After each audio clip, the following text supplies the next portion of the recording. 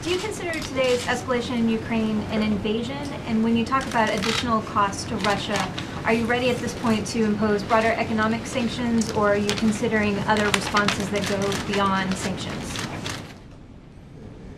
I consider the actions that we've seen in the last week a continuation of what's been taking place for months now.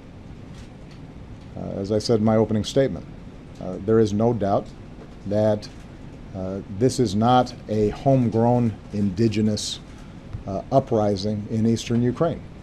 The separatists are backed, trained, armed, financed by Russia.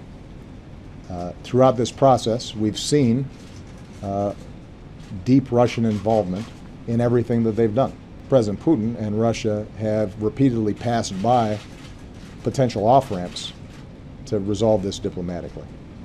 And so in our consultations with our European allies and partners, my expectation is that we will take additional steps, primarily because we have not seen any meaningful action on the part of Russia to actually try to resolve this in diplomatic fashion. Despite all of the actions the West has taken to get Russia to pull back from Ukraine, Russia seems intent on taking one step after another.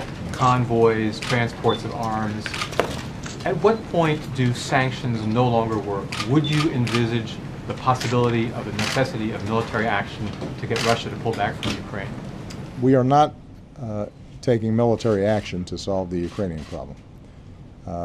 What we're doing is to mobilize the international community to apply pressure on Russia. But I think it is very important to recognize that a military solution to this problem is not going to be forthcoming.